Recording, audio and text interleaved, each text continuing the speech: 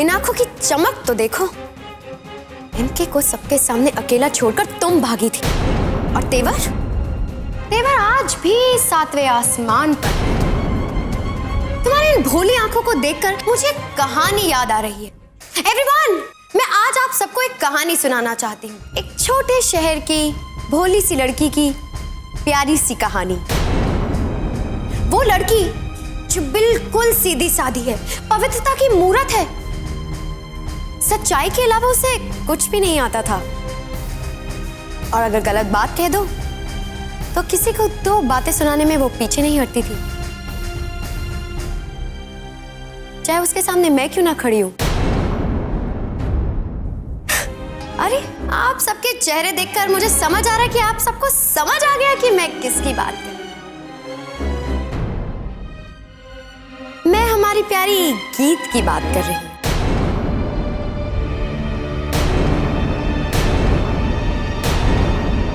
बिल्कुल सही कहा। जब मान सर ऑफिस में नहीं होते तो आप वैसे भी निठल्ले से बैठे रहते, तभी आपकी बेतुकी बातें सुनने के लिए पूरा स्टाफ खड़ा है। अरे गीत, आराम से।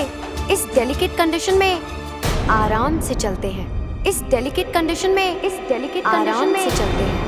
इस डेलिकेट कंडीशन में आराम से चलते हैं।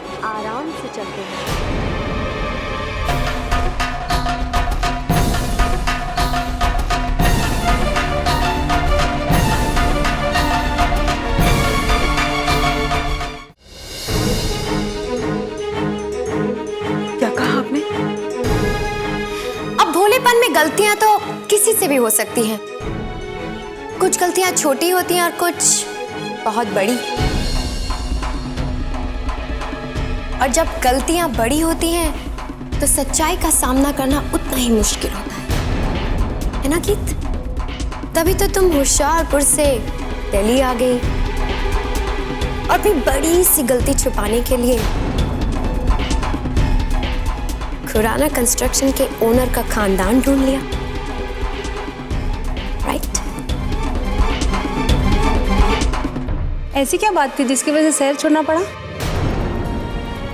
अब यंग गर्ल्स तो अपनी लाइफ में एक ही गलती करती हैं, जिसकी वजह से वो किसी को अपना मुंह भी दिखाने के लायक नहीं रहती, है ना साशा मैम? लेकिन इसने ऐसा क्या किया? अब भला पूछे कौन? अरे वही गलती जो इस उम्र में जवान लड़कियों से हो जाती है। बस करो, बस करो। बिना पूरा सच जाने तुम किसी पर उंगली नहीं उठा सकती। बोलने दो आदि साहब, बोलने दीजिए। आप सब यही जानना चाहते हैं ना कि साशा मैम क्या कहने की कोशिश कर रही थी, किस गलती की बात कर रही थी? जिस गलती को ये घुमा फिरा कर कहने की कोशिश कर रहे हैं, इससे मैं साफ लफ्जों में बताती हूं। इनके कहने का मतलब है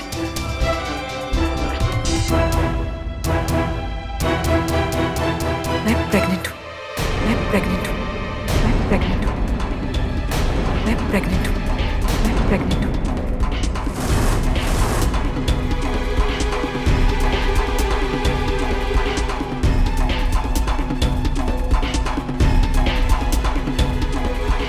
है ना साशा मैम? यही कहना चाहते थे ना आप? बोलिए ना, अब क्यों नहीं बोलते? और इसकी तो शादी भी नहीं हुई ना। ये माँ बनने वाली है, ये गलती कहाँ, ये तो पाप है। और अपना पाप ये एमके के सर पे डालना चाहती। बेचारे मान सर, शायद इसीलिए चले गए हैं कहीं। बस मान सर को इसके बीच में मत डालिए। मैं प्रेग्नेंट हूं, पर इसमें मान सर का कोई दोष नहीं है, तो प्लीज आप मान सर को इस सबसे बाहर रखिए। और रियली एमके को अपनी बर्बाद जिंदगी में तुम लेकर आई हो, हम नहीं। पता नहीं बच्चा भी किसका है। गीत, क्या तुम्हें पता भी है ये बच्चा? बस साशा,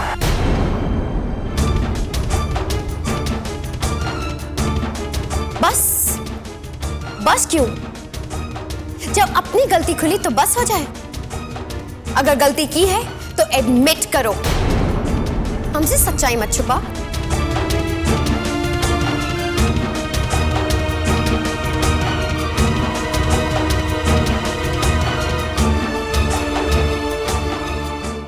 बोलोगी? सच, सच्चाई सुनना चाहते हैं हम सब लोग। सच, सच चाहिए हमें। सच जानना चाहती हो ना तुम? सच? एक औरत होकर तुम ऐसा कैसे सोच सकती हो? कैसे सोच सकती हो कि हमेशा लड़कियों की गलती होती है? इस अधूरी कहानी को आज मैं पूरा खत्म करूंगी। क्यों? कहानी सुनाने का बहुत शौक है ना तुम्हें? तो चलो मैं सुनाती हूँ तुम्हें।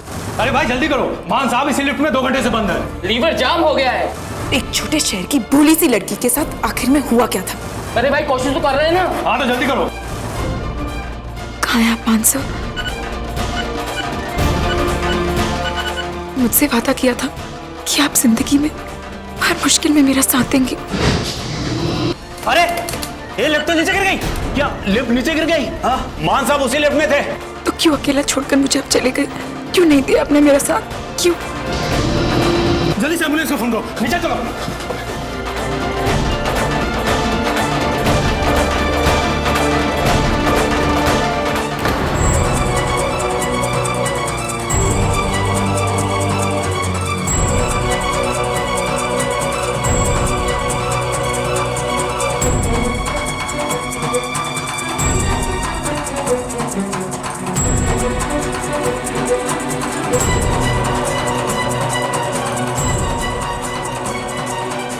देव,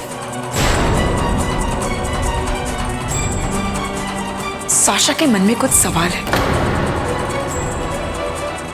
जवाब देना चाहोगे? वैसे जवाब तुम भी दे सकती हो नयनतारा।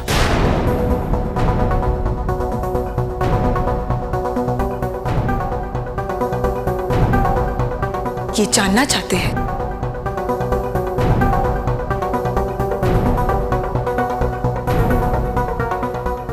कि शादी के बिना मैं प्रेग्नेंट कैसे हुई।